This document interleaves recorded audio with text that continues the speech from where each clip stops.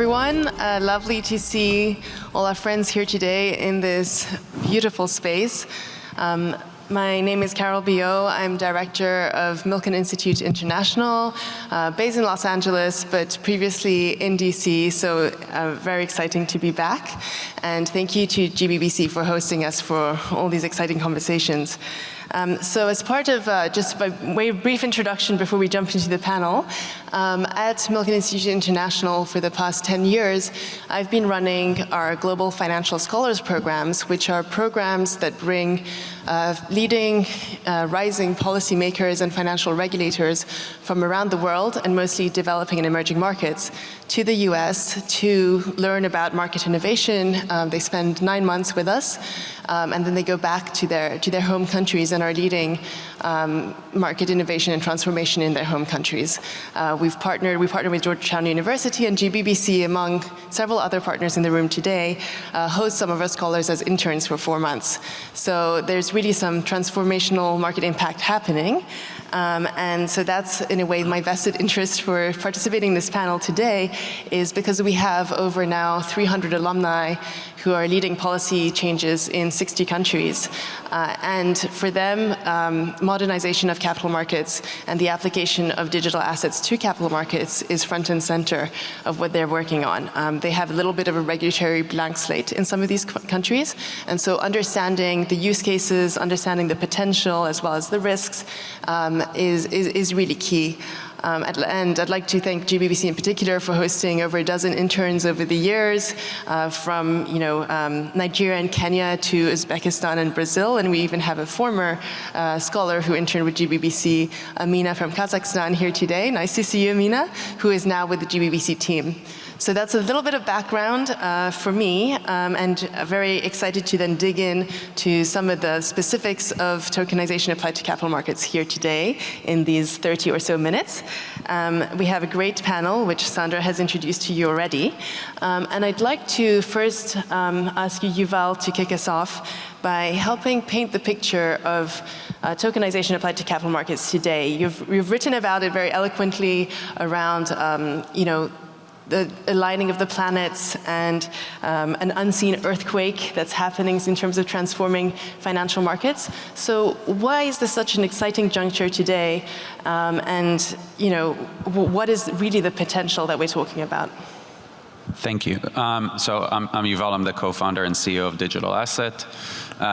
In 2016, we wrote a white paper that in order for capital markets, real-world assets to come natively on-chain, you need to solve for privacy and control and really think about crypto networks from first principles, the law, perfection of title, bankruptcy remote, those type of things that are very boring, but when there is a financial crisis, all the courts get triggered and those type of things are looked at. So we've built a public permissionless network called Canton Network. We launched mainnet last year during the previous administration. And to me, if you think about those things from first principles and you start talking about positive business outcomes, and you're not just saying, look at my consensus mechanism, it's faster, sexier, better, cheaper, whatever, people listen and they actually move ahead and do things. So I'll just share a few examples of things that we have done on Canton to date, and then I'll pair that together with the existing administration, and I think that that is the earthquake that is coming. So to date, we have tokenized, digitized, however you want to call it, over $4 trillion of leveraged loans. We have tokenized more than $2 trillion of US Treasuries that are doing over $100 billion of repo every single day. iCapital, the largest feeder fund provider in the world, managing $230 billion of assets, are moving all of their funds into this technology. Life insurance company is doing life insurance and annuities. Physical commodities are doing post-trade on these networks. We announced a partnership with Circle to do payments with privacy, and we can keep on going. And I think the point is that all of those things have happened even before the existing administration. Again, because we came at it from first principle, We didn't believe that the law necessarily needs to change in order to take advantage of the technology. That being said, a lot of times people ask me, why am I excited about the current administration? And they think that I'm going to come up with the Genius Act or the Market Infrastructure Act. And although those are very exciting things, actually the thing that to me is more exciting is that the regulators under this administration are embracing the technology. So you're seeing a lot of large institutional capital markets player moving ahead without these regulations actually taking place. You're seeing the SEC conducting sessions that are minuted and are being brought up to the website. Politicians take meetings, they actually listen. So I think the combination between the maturity of the technology, the willingness of regulators to actually embrace the technology, to me is extremely exciting, and I think we're just going to see more and more happening in the next year. Thank you so much. So before we dig into more of that, I'd love to take us on a little world tour of one specific use case, which is more around the digital bonds piece, while we have our different partners here to see what's going on outside of the US as well. So Irene, starting with you as head of IDB Lab, you've been working with a lot of countries. The Latin American region is a hot spot in terms of innovation on this front. Could you share a little bit, please, of the recent developments in the digital bond market in Colombia and also with IDB as an issuer? Yes, thank you, Carole, and thank you, Sandra and the GBBC team for hosting us. This is a great opportunity to see a lot of partners in the room. So in terms of before I get into the examples, I think we see a lot of momentum as well in emerging markets, in Latin America and the Caribbean in particular. Most countries, both from the government side and the private sector side, ready to continue, to use this technology at different levels. So we've done our part as an institution. We are the largest development finance provider to Latin America and the Caribbean, and so working from the foundations in laying sandboxes with different regulators across the region, to developing a public permission network through LACchain operated by LACnet to help accelerate the use, and that has led to an acceleration of the adoption of the technology. And a couple of the examples. The one in Colombia was a $10 million bond issuance by Davivienda, the third largest bank in the country, and it was in the sandbox of the Superfinanciera of the local regulator. Clearly proved, and that was over 4 years ago, the efficiencies, the transparency, the reduction in cost, and the improvements in terms of settlement cost and process were there, and that it could be done in countries like Colombia. Since then, we've seen many other developments, and we'll talk about the case of Brazil and how Argentina is implementing these things and so on, and some that have done it at much, much larger scale. But we also wanted to walk the talk, and so our own bond issuances, when IDB funds itself in the market, so we did in 2022, we did a bond issuance of IDB itself in the regulated market in BME owned by Next in Spain, with Iberclear, with the collaboration with Citibank and BBVA, and that was an end-to-end blockchain issuance. That got replicated now last year in Luxembourg with a $5 million issuance in pounds, and so on. So I think that we're seeing the applications, and we are also, as an institution that is keen to see all of this momentum to continue to grow and the adoption within the regulated market. We are also putting our own treasury to use it and show that it brings a lot of benefits. Fantastic. Yeah, putting your money where your mouth is, so that's great. Bill, go ahead. So just a quick follow-up to that. So Bill Papp, CEO of the Polymesh Association, public permission blockchain, layer 1 based in Switzerland. So to your point, obviously the focus is on sovereign debt. This is more of a shout out to probably JP Morgan. They did a municipal bond offering with the city of Quincy in Massachusetts, and it was relatively small. It was less than 100 million. But the point is to be able to put that on chain and distribute it through their retail network, in addition to institutions. Needless to say, the speed to market coupled with a lower price to the city is pretty significant. So I guess my point is it is happening at the city and town level, in addition to at the sovereign level, which is great. Thank you very much for sharing that. That's fantastic. But just going back up to the sovereign level briefly and staying with also the MDB side of things. So. Looking to Patrick, the World Bank Treasury, and in your prior role as well, you have advised on your sort of digital bond issuances in Australia, in Switzerland, also with Euroclear. So can you share a few experiences there and what evolutions you're seeing? Certainly. Hi, everyone, and it's a pleasure to be here, and thank you for GBBC for inviting us. It's so nice to be in Washington, D.C. We are in Washington, D.C., and it's great to see everybody and making some new connections. I am Patrick, and I lead the financial technology team in World Bank Treasury. Most of you know World Bank is almost like a cooperative. We're owned by 189 member states. Our treasury takes care of all the fundings around 60 to 7 billion per year. We operate in 40 plus currency markets, and we have an annual outstanding balance around 300 billion in total US dollar equivalents.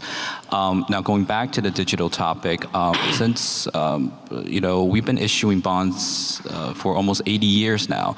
So some of my predecessors have been actually seeing all the progression, how the bond market have been, from demonetization to really now taking the next step to tokenization. From the World Bank perspective, thank you, Carole, for mentioning that. We've been actually looking into, from a global level, since 2017 by issuing the first blockchain bond in Australia in a kangaroo format. And at the time, it was more like a friend and family deal. I think a lot of this idea of this technology was not familiar. Our investors needs to be trained up, and plus the digital currency part wasn't too much of a big topic at the time. But fast forward to 2023, 2024, we have done 2 back-to-back deals. First in the Euro bond market, denominated in Euro, and then in Switzerland in 2024, denominated in CHF. So maybe allow me to explain the progression and how we have seen in the market is the first one was 120 million for 2 years maturity. The second one in the Euro bond market was a Euro 250 million, but really for 3 years. And now the most recent one in Swiss franc, it's 7 years with 300 million CHF equivalent. One of the things that we have learned in the market throughout these 3 transactions is the investor has been more and more inclined and asking less and less questions about how the technology behind it, but also embracing the value of these digital bonds in the pipeline. And through these 3 transactions, we've been inching towards working with established financial market infrastructures like Euroclear and 6 Digital Exchange in 2 different markets to test out the scalability. And now we're at a point of trying to understand if there's interoperability. And as you know, each of these transactions, if you read through the finer prints, which is the devil's always in the details, they actually use different type of protocol. And interesting enough, because we're operating the last 80 years as a AAA issuer, it's hard to really not to look into private permission network. But again, we are very, very interested and very, very interested to see the city, the Quincy bond, how it really affect in the network, and really exploring different type of technology, because I think this is a way to kind of progress these type of instruments to affect liquidity management, because a lot of the cases, the faster you could settle, the better we can actually pull in the fundings from the international capital markets and really redeploy right away for our developmental finance needs, which a lot of our member countries like the US are a great contributor, and very thank you for that. But we also rely on the international capital market to provide additional funding so that we can actually deploy it back into the development finance world. Thank you. Thank you very much. And as we say with our scholars programs in the countries we work with, where capital markets are usually quite shallow, liquidity is the holy grail of actually making those markets function and creating that capital for the economy to go around, really. So that's really some of the promise that we see with these applications as well. So you mentioned interoperability as a challenge. I'd like to turn to you, Rajeev, given your role and where you sit at Moody's, and looking a little bit at slightly less rosy side of the picture, how are you looking at risks, and how are you also looking at the questions of how to scale some of these innovations? Yeah, no, thank you for that. And before I start, I want to share some numbers, and I apologize in advance if you've heard this before already. So being a credit rating agency, we track all the issuances that happen globally in the capital market space and fixed income markets, which are very important for us to understand strategically what do we need to do and how do we do it, even in the conventional world and now in the digital world as well. So based on all the tracking and research we do, there is approximately $20 to $20 billion of institutional issuances that we've seen in the marketplace, and compared that to the fixed income value outstanding is close to $150 trillion, and the entire capital market industry is, I believe, somewhere around $700-800 trillion globally. So we have not even touched the tip of the iceberg at this time, and the technology itself has proven the potential of actually helping us solve a lot of problems. And I believe it's not just about financial plumbing, but we are going to see reshaping or restructuring of our infrastructure across sectors and across industries. And we will see faster settlements, and some examples like stablecoins have already proven that it's possible to achieve and do. However, I think the entire value chain has to come on chain at some point. We have to see more digitally native assets compared to the digital twins, majority of them that we've seen so far take place in the ecosystem. So when we assess risks, we say this very often, and we also believe that credit is credit and bond is a bond, and nothing really changes if the asset is just digitalized. What needs to be evaluated and assessed is the tokenized wrapper in which this asset is going to be issued and potentially settled as well as distributed in the near future. And that's really what we are trying to understand ourselves by simulating and experimenting to understand what kind of risks, like code audits, underlying platform or infrastructure assessments. Is the asset being represented in the manner it should be in terms of the legislations? What kind of third-party risk assessments need to be addressed, and are they being mitigated by the issuers, because consumer protection is the priority? And those are the kind of risks that we are trying to understand in terms of the data availability on chain, and whether that data can actually provide any signals of any potential impact to credit risk. And we are in the process of currently doing that and experimenting that. So the idea is that if we are able to solve these risks and mitigate these risks, there is a potential scaling opportunity, which may be faster in terms of interoperability. A lot of it is happening in silos, institutionally as well as jurisdictionally, and we need to find interoperability and standardization, which is currently lacking in my personal opinion, and that's why we are not seeing too much scale. Great, thank you. Yuval, I'm sure you want to react to that. You know, it's talking about a bond as a bond, and it may just have a different wrapper. You've worked a lot on demystifying things, and I know you don't like the word tokenization, so tell us a little bit more. I really don't like it, and Rajeev actually touched, in my opinion, about the main issue. And use the word digital twin, which in my opinion is doing a lot of favors to some of these tokenization, because a twin implies that it has all of the same characteristics. I use the word perfection of title, for example. It has a lot of legal implications, and I think Rajeev talks about a very good point. We hear a lot of tokenizing of money market funds. Really what is happening is someone, supposedly, has a fund admin off-chain not visible to anyone, that is holding US treasuries, supposedly. In most cases, it's probably what happens. And then what they issue is an IOU token on-chain. And the problem is, if you start thinking about, a lot of times people talk about, let's use these money market funds or tokenized money market funds as eligible collateral. And if you're a clearinghouse, well, if you're a clearinghouse, you want to know that in the case of bankruptcy, you have the asset. Well, you really only have an IOU token, you don't really have the asset. And I think that point that Rajeev is talking about is I think something that us as an industry need to be a bit more vocal about. So when I say we bring assets, and that's why I try not to use the word tokenization, is the clients that we work with, what we try to push them is the chain is the books and records of the asset. The reason why DeFi is so exciting is because when I send a crypto asset into a DeFi protocol, I have perfected the security. There is no off-chain system that you hope is representing what you have delivered into a DeFi protocol. And I think that this point is something that us as an industry should really focus on.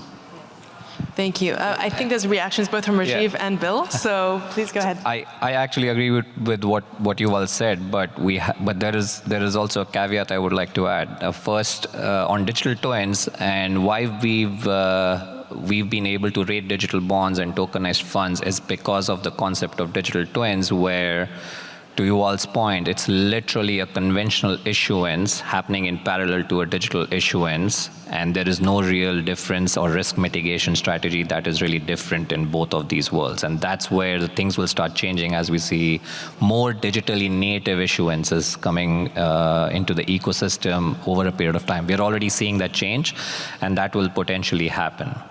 I think also the concept of trust is changing and it is being redefined. So the point Yuval made about native issuances on DeFi protocols, and that's perfection. I think the industry is still trying to redefine trust, and the participants are trying to find new roles to play in that value chain, and that is also going to change over a period of time. So there needs to be that clarity in the sense by the industry of what participants play what role in this digital ecosystem compared to how they are playing the role today in the conventional world, which is not yet clear.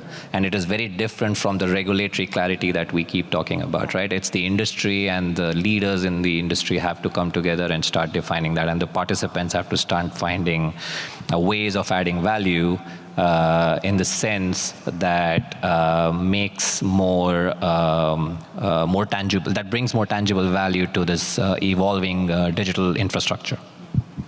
Thank you. Bill? Yeah, the only thing I would add, and I'm not a technologist, but you guys are absolutely right. So, you know, this whole debate about TVL and assets being recorded, I'm not going to mention other chains that believe it's not being recorded, you know, it's not recorded on chain, but it should be part of the TVL count based upon general standards, and so this whole debate will continue, and you know, you want to be able to believe the numbers, and so it is an issue that needs to be fleshed out. Thank you. Irene? No, just to illustrate the point, I think the experience, for example, with the bond issuance in BME was exactly that of the different traditional players redefining their role and where they would play, and starting doing end-to-end the process to ensure that it was not just that it was a truly digital native instrument that complied with all the various things that you would want to have assurance of if you were doing it in the analog world. It did take a lot of work, a lot of goodwill from the various parties to come to the table and be willing to kind of open up to playing this and adjusting what role they play. But it was a very successful experience, and one that I think, again, because it was not in a sandbox, it was in a fully regulated market end-to-end, we learned a lot from and can be replicated. I was going to say what we are seeing most advanced in Latin America and the Caribbean along these lines is in Brazil, because they have really taken a more systems approach, a whole wide systems approach with a lot of coordination between the CMV, like the regulator, and the central bank, particularly when Campos Neto was at the helm. And so there are all the building blocks that are being put in place, platforms for equities issuance, for bond issuances, like B4, like Vortex QR, and all of that financial sector infrastructure coming in being put forward with a systems-wide approach. I think it's bringing a lot of benefits, and they're opening that up to the rest of the region to hopefully have a less fragmented system across the region. But not all countries are doing that. Some are doing more one-off experiments or just trying a little bit of something in a sandbox. If I can make one last comment, I'm sorry, about the digitally native issuances, and I don't know what you all or others think, but I think the human in the loop will still continue to stay, and that's where I think what I mean by trust will be redefined is that the role of that human in the loop will change, and in my personal opinion, I don't see an end-to-end digitally native system without a human involvement where, as a mitigation to business continuity and disaster recovery plans, which also have to evolve and change over a period of time.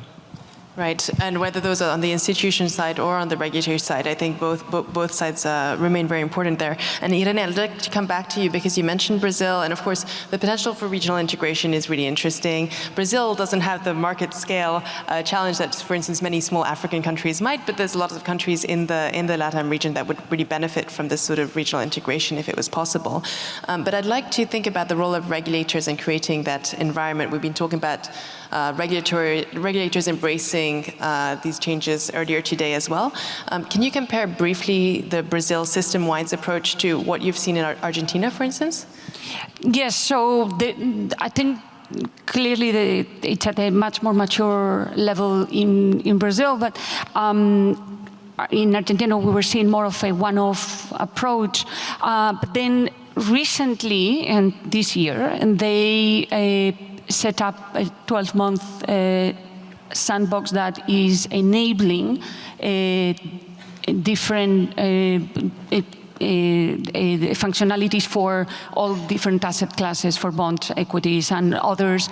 So it seems like they are now catching up to it and taking more of that systems approach, but it did start, like so many other countries, more one-off. And so I think that's one thing. The other is, maybe to Bill's point earlier, a lot of things are also happening at the subnational level. So for example, in terms of property rights, we see in Argentina a lot of innovation coming out of the government of the province of Córdoba. And it's quite exciting what they're doing. And for us, because just like the World Bank, we're interested in the end, even when we use this technology for our own bond issuances, of the downstream use of the proceeds and what's happened after in terms of impact in the region, that this is potentially, these are great tools, not only, of course, for financial inclusion, which is our obsession, and it's very clear, the clear cases that we are already seeing in remittances, but also in terms of being able to, for a big portion of the population that had never owned any assets, to have property rights and leapfrog into the digital native form of the property rights and access other parts of the digital economy that way. Thanks for sharing that. And just to zoom out as we close on beyond just the bond or pure capital market space, I think, Bill, you also mentioned, there's some, we call them blue-collar applications of tokenization that maybe if you could share a few of them that you find particularly exciting with the group today. Yeah, so actually, Senator Loomis from Wyoming kind of touched on this earlier. Myself and my staff, we actually met with Senator Warren's staff in December. So I had two things going for me. Born and bred in Massachusetts, so I'm a constituent, so you need to be nice. And second, very similar to Canton, we're a public permission blockchain. So I knew going in she was going to like that versus permissionless. But what they do care about is, I call them everyday use cases. So we do have a number of music artists that do that drop their music via an NFT on Polymesh, thus cutting out the intermediary around distribution. So they control the music rights, and they're getting 100% of the royalties. Of course, around real estate, we talked about creating liquidity and getting that cost down. I am not bashful about talking about the blockchain industry in general. I actually use Solana as a good example with their partnership with the UN as it relates to direct remittance payments or refugee payments. So if you've ever seen a refugee camp, the tent, the building does have the ability to charge your phone. And so, Solana had a great partnership with the UN where those payments were going directly to a wallet on their phone, and for whatever reason, they weren't aware of it. In addition, I had a uncle who was a long-haul trucker. Not an easy job. Going from East Coast to West Coast, you really don't get paid a lot of money. Depending upon who you're hauling for and what you're hauling, whether it's a flatbed or a container. If it's Walmart, if it's Amazon, you might get paid in 30 days. If it's a small steel manufacturer out of Pennsylvania, you might not get paid for 3 months or 4 months. So what they do is they factor it out. And, it's a discount of, once again, on the rating side, what is it, AM Best or Best rating. So it's a small manufacturer in Pennsylvania, maybe it's got a C+, you're gonna get a 10, 15% discount. The point is those trade receivables can be put on chain. There is a cost to that, but maybe it's only 1%. And so I call these everyday use cases, and having this dialogue with Senator Warren's staff, actually they kind of perked up. Going in, I thought it was going to be a little bit negative, but they were surprised about these everyday use cases. And of course, we can talk about remittance payments and wires and cross-border payments and our frustration with it takes 1 to 3 days, or JP Morgan, Wells Fargo controls 75% of all HCH payments, and the list goes on and on. But for here in Washington, D.C., everyday use cases are really important. Thank you for sharing that. And I'd like to turn to you, Patrick, for just one more use case before we end. Can you share a little bit about the Premissa experiment, more around the working with the multilaterals and IFIs, using Canton protocol, actually? Yes. And before I share that, I just wanted to echo a lot of my panelists saying, for the World Bank, at the end of the day, we are an issuer, primary market issuer. Our bonds tend to be very long, so I think the stability of the system, whatever technology would be, that's the most important.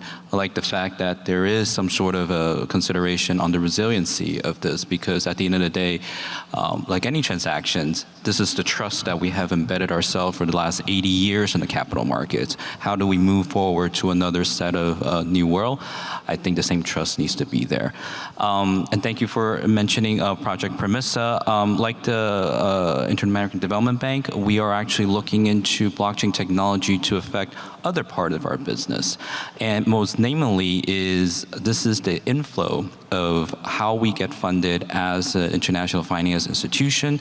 We are basically funded by all our member countries, either in the form of hard cold cash or in the form of promissory notes. And these are a simple IOU, and you'll be very surprised after we got created together with the IMF in 1945, these notes are still sitting in the vaults of all the central banks in its original paper form. The attractiveness of what we have learned in international capital markets, this technology, is we could create that digital custody. You could call it digital twin, you could call it digital native, but it's something no longer just scanning. It's basically creating all of the information into a token, or anything that we want to call it, and exists on a chain that very, very much appreciative of Yuval's team to helping us create that prototype through the Canton protocol. We were trying to define something that actually can actually showcase interoperability, because this is the way for us, and this is a response to the G20 call for the World Bank and the other MDB to be faster, more efficient, more transparent. We're putting all of our fundings, hopefully, in a very transparent format. And these flows of funds are going to be tracked and potentially be encashed as other digital forms of payment would be available. Now, I see a couple of interesting things that this project can bring up is, of course, showing transparency. All the central banks and all the nations will be able to see what their holdings with the World Bank. And of course, we are part of a very big MDB network. There are other MDBs that actually own these promissory notes from the member countries. So we're looking at countries perhaps also to have a central repository to see what everything is happening at the same time. Lastly, I want to mention, if I have just another 5 seconds, is that we also are working on a blockchain type project to help trace our loans. So this is front end, not talking about the capital market. This is funds coming from the start, from the sovereigns to our network. We reinvest and also tracking it to a loan, and this is what we call a funds chain, where we can actually trace and trigger all the required criteria. Fantastic. Well, thank you for sharing that, and thank you too. I think that really nicely summarizes the potential, that's from financial inclusion to transparency to also taking so much of that capital off of the sidelines and bringing it into the system where it's desperately needed in many cases. So thank you all to our panelists for joining us. This conversation is obviously to be continued. Most imminently, we will be gathering with some of our over 120 of our global financial scholars and alumni in Arusha in Tanzania with Sandra and other friends of GBBC just in 6 days' time now. So the conversation will keep going, and thank you all for being here today. Looking forward to the rest of the discussion.